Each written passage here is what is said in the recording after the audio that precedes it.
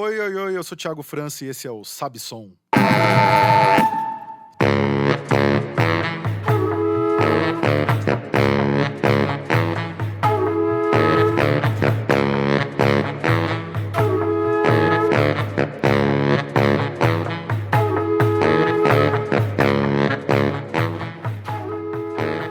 Sabe Som é um podcast quinzenal totalmente dedicado a falar de música e outros assuntos que orbitam o tema.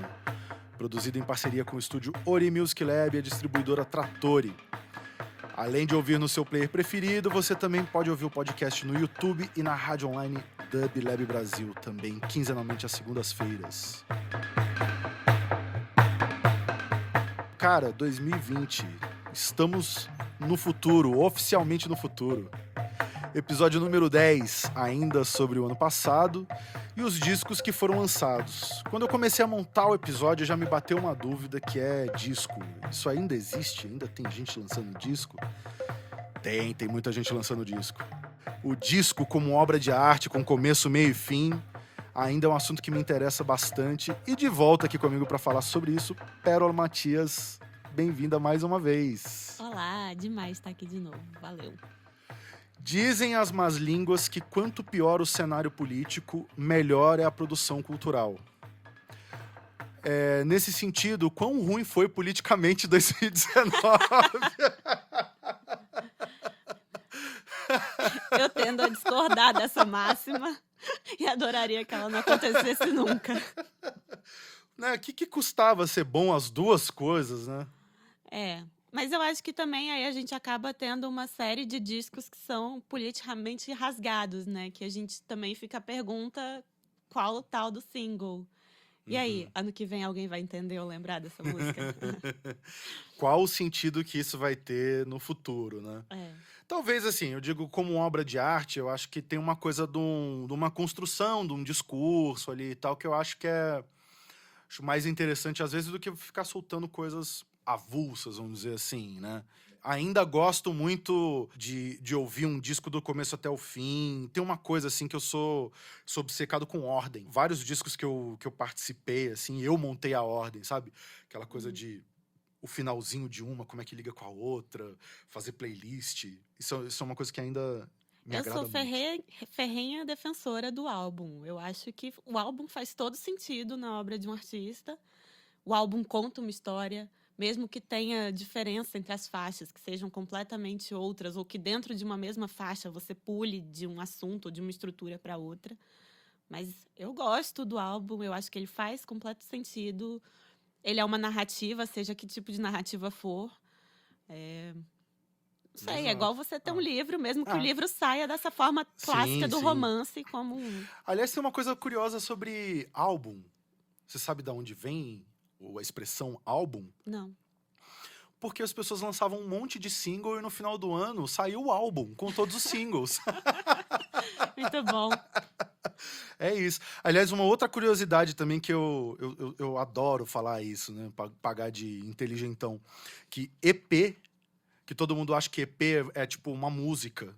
Né? O cara lançou um EP, lançou uma música. Não, quando você lança uma música é um single. EP significa Extended Play. Era quando os caras lançavam as faixas bônus, na verdade, né? O EP, na verdade, ele vinha depois do disco e não antes, como a gente costuma usar. Olha só. Pílulas de sabedoria com o Thiago França. Eu também sei usar o Google, eu também sei, eu também tenho minhas curiosidades.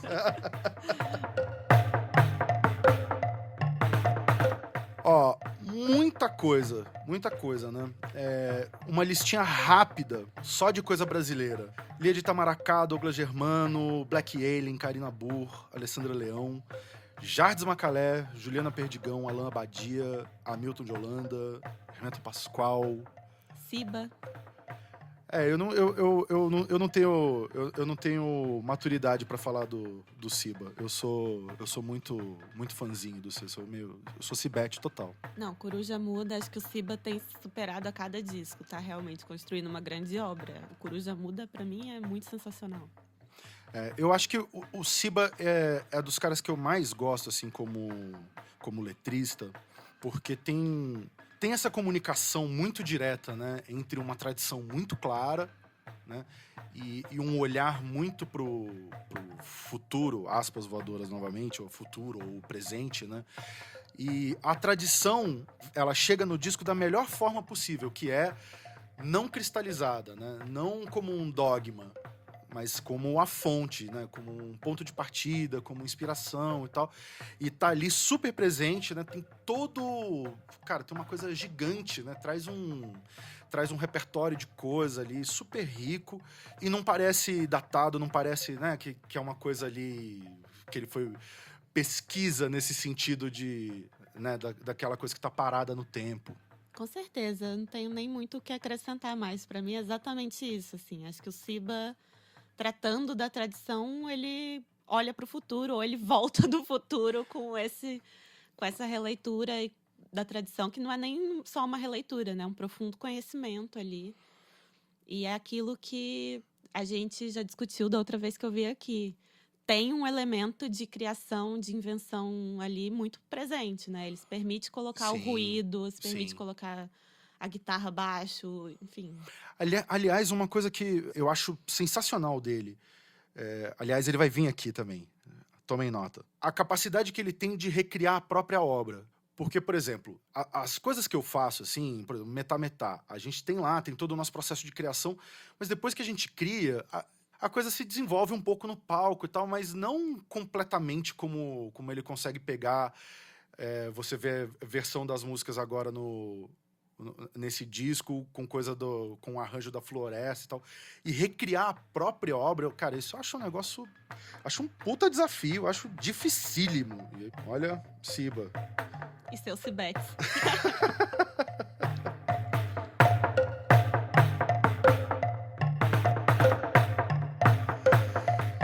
Pérola, e aí, o que você detectou neste ano de 2019 relevante na produção? Vamos começar com a produção nacional. Vamos. Tem muitos disso que eu gostei, assim, né? Vamos na esteira do Siba, então. Lelo Bezerra, que é o guitarrista do Siba, lançou um disco instrumental incrível por um selo que criaram agora, um Desgrama Oficial, e que tem muita coisa boa ali naquele selo. O próprio Gustavo Infante, que também é do selo, que é um violonista formado em música, em violão, criou um disco super bonito também, apesar dele ser um virtuoso no violão.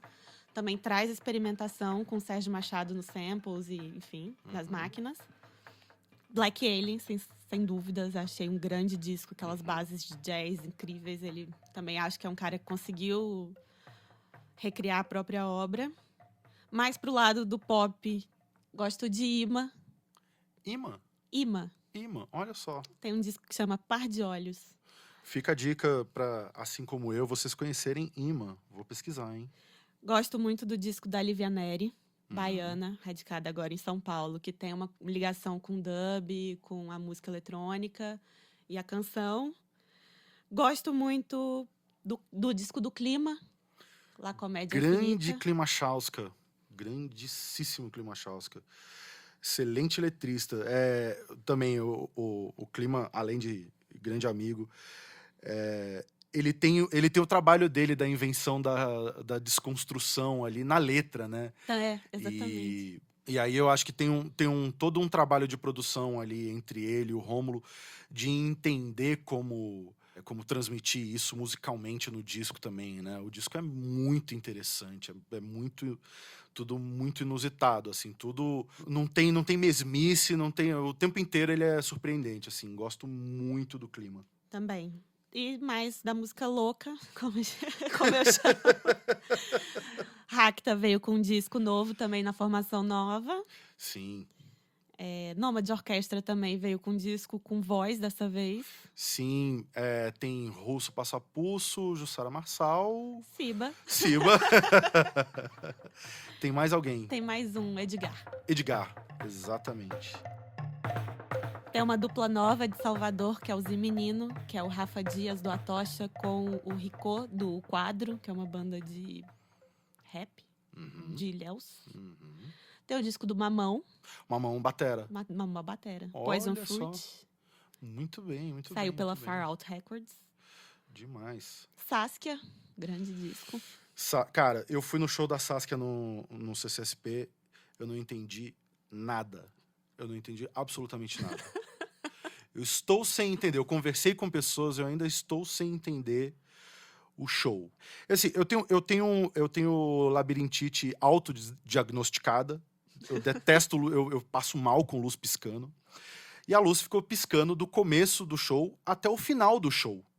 Aliás, eu acho que tinha acabado o show, a luz estava piscando ainda.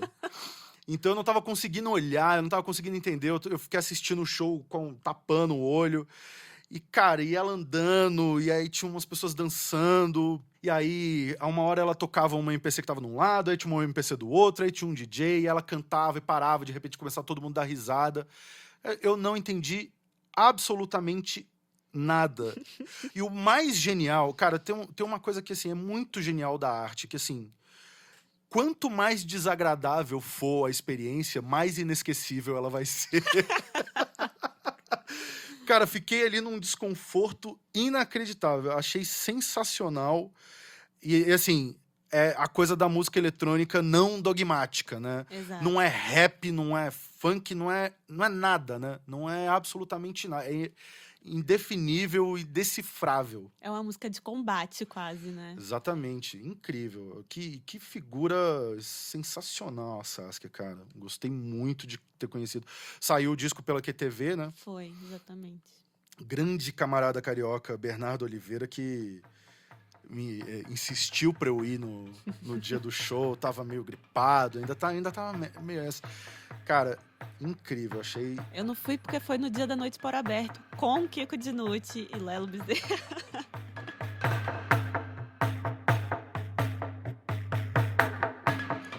Tem um disco em especial também que gostei bastante. E óbvio, também camarada, parceiro, toca junto e tal, que é do Douglas Germano. Sim, grande disco.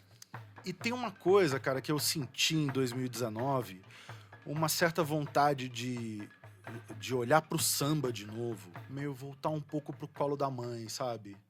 2019 foi um ano cruel, né? 2019 não foi legal com a gente. E aí voltar pro samba, ouvir samba de novo, tocar samba, tá nesse ambiente que ele é naturalmente agregador, né? Eu acho que o samba é horizontal, né? A origem do samba é horizontal. Ele é. Acho que, inclusive, tem essa coisa mesmo. Você não foi a primeira pessoa que me disse isso. Didi Couto me disse o ano passado que Olha também só. sentiu essa coisa de estar olhando de novo para o samba e trazer ele para o centro e dele não se perder mais da nossa... Por mais que você tenha elementos de samba, de ritmo, etc., dentro da música brasileira, de uma forma geral, mas olhar para esse samba enquanto tradição e como possibilidade de renovação também, né? E como mercado, Claro. né? Porque a gente fica falando de tanta coisa e tal, e assim, existe todo um universo do samba, né? Que tá aí, tá pulsando e tal. Talvez, assim, há 10, 15 anos atrás, ficou muito em evidência. Tinha roda de samba em tudo quanto é lugar, tinha samba na novela e tal. As gravadoras começam a relançar disco de samba e tal. Volta a atenção para isso. Mas mesmo quando não é notícia, o samba, né, resiste lindamente. Tem roda de samba em qualquer lugar do Brasil, qualquer cidade do Brasil. Até as menores, aí, sei lá, com 5, 6 mil habitantes, tem alguém ali que toca um pandeiro, que bate um cavaco ali, que, cara, vai ter uma rodinha de samba ali rolando também. Acabei pesquisando um pouco, mas também teve o disco do Alan Abadia, que aí, enfim, eu coproduzi o disco com ele, e que é um disco instrumental de gafieira clássica também, né? Então, foi muito legal participar desse trabalho e tal, e tá ali manuseando o samba de novo. E teve também o disco do Roberto Mendes, que é o representante clássico do samba de roda da Bahia, em que ele faz algumas releituras de músicas já antigas dele e coloca outras novas ali. Então, dá uma reformulação e lançou na base do Cabula.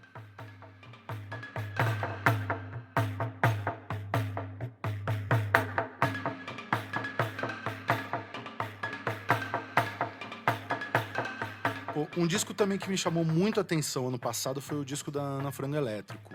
Também. Gosto muito da Ana e de todos os meninos que compõem a banda dela. Eu gosto de ver quando tem gente nova. Nova que eu digo novo jovens, né? Não, Ana é muito jovem, novo né? velho, né? Porque por exemplo, eu comecei a estudar música muito cedo. Então, sei lá, quando eu tinha 18 anos e tal, tava ali meio pra entrar na faculdade e tal, eu era um idiota que ficava só estudando, eu só estudava. Estudava, não tocava nada. Aí cheguei na faculdade, encontrei também um monte de todo mundo amigo meu, posso falar também, todo um bando de idiota, todo mundo só estudando. E assim, ninguém fazia nada, não acontecia música. Mas, cara, me chamou muito a atenção o disco da Ana. E por uma questão técnica também, o som do disco. O som, eu achei o som muito foda, achei o som muito bom. Quando eu ouvi a primeira vez, eu fiquei meio reticente em aceitar que ela teria dado um grande salto musical do primeiro pro segundo disco, porque eu adoro o primeiro disco dela. Acho as letras nonsense, assim, incríveis. E foi produzido a 8 mãos esse disco ou mais. Uhum. Então tem todo um trabalho ali que eu gosto muito desse primeiro disco. Mas, de fato, o segundo, depois que você começa a ouvir, ele vai crescendo cada vez mais, assim, nos arranjos, nas letras. Então, realmente tem um traço de salto de forma de composição ali.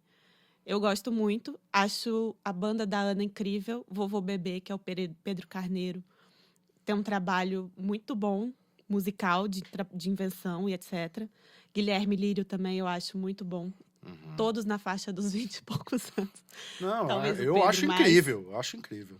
Antônio Neves, que é o do trombone também, eu acho muito bom. O disco do Antônio, solo, também eu adoro, instrumental. Então... Vou correr atrás desse também. Gente, vocês estão anotando tudo aí que nós estamos falando, né? Olha lá. E justamente falando de música instrumental, não sei se tá no seu radar, mas o Hermeto Pascoal ganhou o Grammy Latino. Sim. O ano passado, né? Com o melhor disco de música brasileira. Hermeto também, que é um samurai da música instrumental, né? Eu me afastei um pouco, me distanciei um pouco nos últimos anos, assim. Eu odeio ser esse cara que fala que gostava mais quando era não sei o quê. Mas eu curtia mais, eu gostava muito daquela época da Flora, mas dei uma escutada nesse disco novo, achei interessante, gostei. Muito bom. E ver o Hermeto com 80 anos, cheio de gás. De energia. Em cima do palco também. É um gigante, né? Mais uma vez, né, cara? Se você tá em dúvida, se você não sabe se ouve o disco ou não, vai ver o show. Exato. Eu tenho essa falha de caráter, que eu nunca vi um show do Hermeto. Cara, eu vi um show, foi um dos shows mais marcantes da minha vida. O primeiro show do Hermeto que eu vi, que foi aqui no teatro do Sesc Pompeia, em 99, com o Vinícius Dorim na banda e tal. E, cara, foi um show longo, assim. Já tinha sido longo no dia anterior. E aí tava ali um clima meio estranho com o pessoal ali que tava trampando. Quando deu, sei lá, quase 3 horas de show, o pessoal desligou o som. Cara, os caras continuaram tocando. E aí, assim, desligaram o ampli do baixo, não saía som mais lá do baixo do Tiberê. Ele foi pra percussão, catou percussão, ficou tocando percussão. Foi uma loucura, cara. Tem uma admiração muito grande por essa dedicação, assim, essa necessidade de tocar que ele tem. Isso é uma coisa que eu acho muito maravilhosa. Total.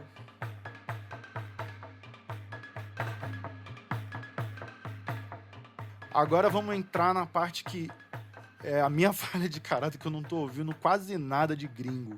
Você detectou alguma coisa muito legal aí de fora? Bom, não sei se eu poderia falar, assim, se é o melhor disco, porque eu acho que eu também tenho ouvido muito mais coisa brasileira. Mas teve um disco que eu ouvi muito, que é do Matmos, que é aquela dupla americana, que chama Plastic Anniversary. E que é um disco feito todo com som tirado de coisas de plástico. Olha só. Esse disco eu gostei muito. Gostei muito da Matana Roberts. Sensacional a Matana, cara. Eu sou fã, assim, de carteirinha. Sou Matanete também. Isso é incrível, cara. Ela tá fazendo essa série que é o Coin Coin, né? Uhum. E aí são vários discos. Eu acho que é um projeto que vão ser... Acho que são 12 discos ao total, né? E ela tá no 4º agora. E aí, esse 4º disco é a história de uma menina no sul dos Estados Unidos que é perseguida pela Ku Klux Klan. Cara, um negócio maluco. Aliás, eu tinha comentado, né? Que ela foi fazer um show na Áudio Rebel e aí ela chegou de blackface no show. Cara... Chocou todo mundo. Nossa senhora, ninguém entendeu, foi nada. A gente gosta de shows que ninguém entende nada, né? Cara, é a melhor coisa. Porque é impressionante isso, cara. É impressionante como marca fica... Não sei, eu acho que você fica tão embasbacado pela coisa, né? E você fica ali... É um movimento meio engraçado isso, né? De, mais uma vez, aspas voadoras, de querer entender, né? Não é exatamente isso, né? Não tem uma resposta certa, não tem um vídeo verso ali que você vai falar, então era isso. Mas quando você não entende absolutamente nada,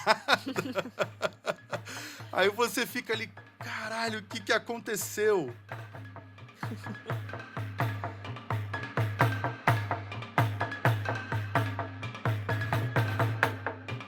Outro gringo também instrumental é Shabaka Hutchins. Sabe quem é esse cara? Um saxofonista inglês.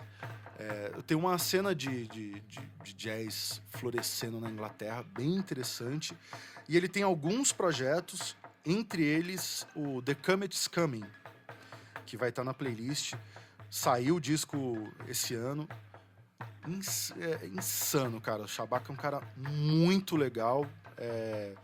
Tem uma identificação grande com o tipo de som que ele faz. E ele, um saxofonista também novo, negro, tem todo um olhar voltado para a África, de pesquisar, de reconectar, né, com a África.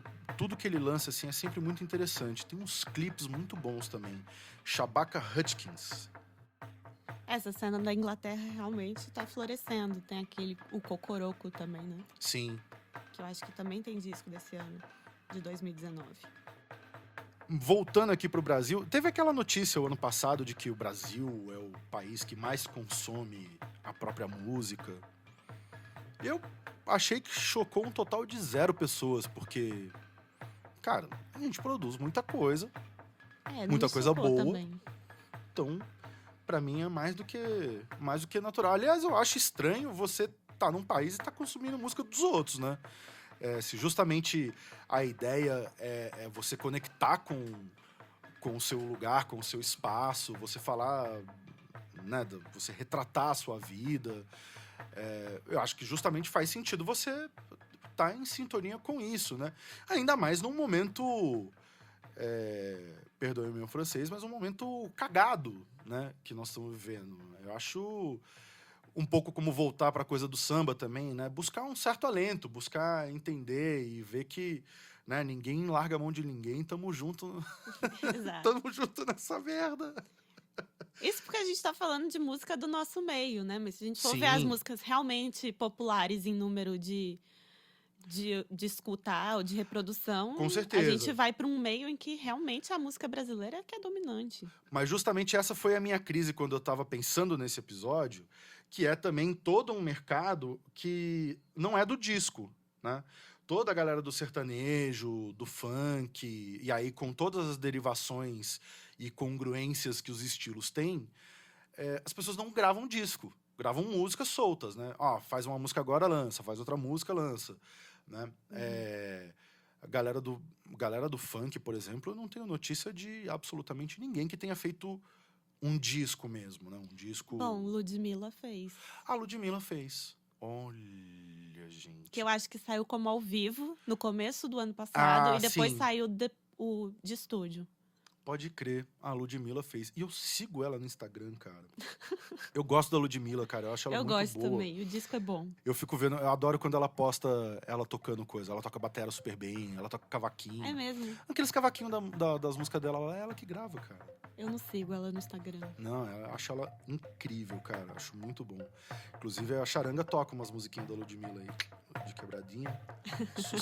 Sucesso na pistinha, total, cara. Eu gosto também de Ludmilla. Da galera aqui, dos meus amigos, porque, afinal de contas, o Brasil tá muito difícil pra gente ficar falando com gente que não são os nossos amigos, né? Então, enfim... Sabsom não é órgão público, não tem licitação, eu só chamo meus amigos mesmo. De toda a galera que eu falei, os discos que acho que mais ficaram no radar de todo mundo foi da Alessandra Leão, Sim. da Lia de Itamaracá e da Ana Frango. A Alessandra, que também esteve no Grammy. Também concorreu. Aliás, Kae Rolfsen, que dirige aqui a Espaçonave, produtor de macumbas e catimbós, tá aqui de costas quietinho, mas tá presente aqui. É um descasso também, né? Super disco. Foi engraçado porque, de novo voltando no papo da tradição, como um disco com percussão e voz soou tão forte, tão original e tão... Não sei, eu acho que... Então me fugiu até as palavras aqui, mas eu lembro assim, a hora que eu ouvi a primeira vez, me deu um uau, né? Sou até inesperado, né? Achei engraçado isso, assim.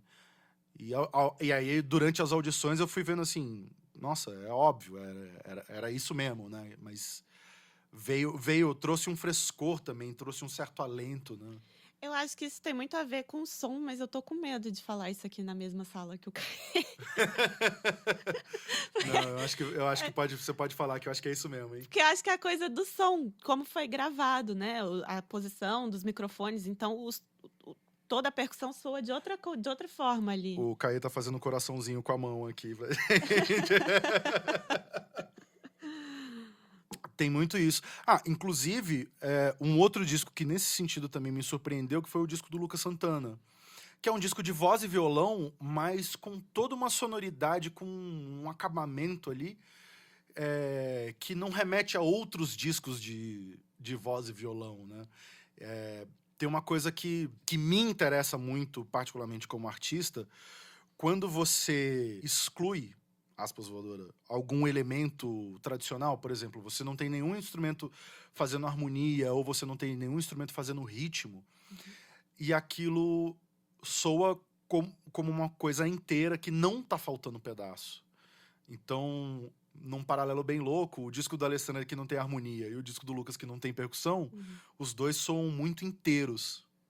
Eu acho que valia, eu queria ter feito isso, mas, enfim, o tempo passa. Daria para comparar esse disco do Lucas, esse novo, com o que ele fez em Sem Nostalgia, né? Que eu acho que foi já um preparo. Apesar de que no Sem Nostalgia ele tem a percussão que ele faz no próprio violão. Né? Mas tem também ali, tem uma conexão de um jeito engraçado ali com os dois. Vou fazer ainda essa comparação. Muito bem. Tomem nota. Mais alguma coisa que a gente não falou aqui, que ficou no radar e que vale a pena dar uma escutada? Bom, dos internacionais, acho que eu tenho um gosto meio esquizofrênico, assim, porque eu vou do Nick Cave a Solange. E Nick Cave é meu grande... sou muito fã. E Solange, enfim, eu acho ela incrível. Amei esse disco novo também, assim como eu amo o primeiro. E acho que tem uma cena de rap muito interessante no Brasil, que vai do rap às suas grandes variações mais contemporâneas, como o trap. E eles estão vindo à tona agora, assim. Então, vai do Black Alien, Djonga, que lançou o terceiro disco. E os meninos do trap, que estão começando a aparecer, mas que já tem muito tempo de estrada. Hot Oreia, Nil, Sidoca, enfim. Acho que é uma cena interessante também. Muita coisa sendo produzida, muita coisa sendo feita aí em vertentes muito diferentes. Você consegue detectar mais ou menos... Acho que não dá pra falar em cena, né? Esse papo de cena já era, foi, né? Já era, né? Aliás, isso é uma coisa também que eu fiquei muito pensando nisso. Quando eu gravei eu gravei um EP com... gravei um singlezinho com o Tony Allen, uns anos atrás. E aí eu mesmo já fiquei perguntando assim, eu falei assim, tá, mas e aí? Agora isso é música brasileira? Isso é música que é world music? Porque ele é nigeriano, eu tô aqui em São Paulo. E aí como é que... Esse negócio de ficar colocando rótulo é uma grandíssima cagada, né? Por um lado, sim, se a gente quer rotular para diminuir a coisa. Agora, se a gente quer entender e cataloga, aí acho que muda um pouco de figura, assim. Muito bem, muito bem, muito bem. Não querendo puxar a sardinha pro meu lado também de novo, mas outro disco que eu participei também e que eu acho que vale a pena falar um pouquinho, o disco do Jardes, né? Isso, com certeza. Essa conexão, né, entre esses caras mais velhos, assim, que fizeram muito a nossa cabeça, assim, é uma coisa muito especial. Tá com o Jardes no estúdio, assim, foi muito legal, foi muito inspirador ali. Mesmo que eu fiquei um diazinho, assim, já foi uma experiência bem bacana ali. E gosto muito disso, assim, né? Quando você vê que rola, de fato, essa comunhão ali dos artistas, né? Que vão se encaixando as referências, as influências e tal. E gostei muito do disco do Jardes. Acho um disco rico, com muita substância. Eu acho também. E fala muito bem desse nosso momento. Acho que é aquilo que a gente volta para a pergunta inicial. É um disco que fala sobre o momento, mas não é uma política rasgada, né? Tá ali falando de trevas, enfim, mas... Sim, talvez isso tudo ganhe uma outra conotação daqui a um tempo, né? Exato. E que vai fazer sentido ainda. Como, sei lá, em algum momento, em alguma roda de samba, alguém cantou Apesar de Você, do Chico Buarque, achando que era só um sambinha falando de amor, né?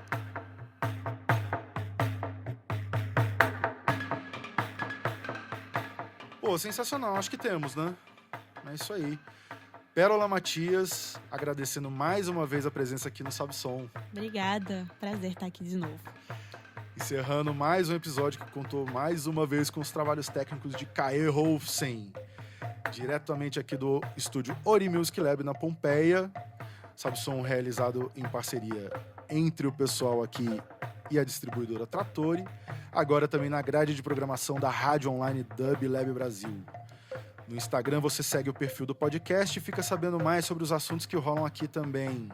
No seu player preferido, na descrição de cada episódio você encontra uma playlist feita colaborativamente pelos participantes do podcast.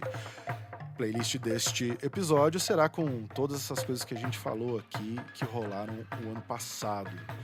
É isso aí, valeu e bons sons!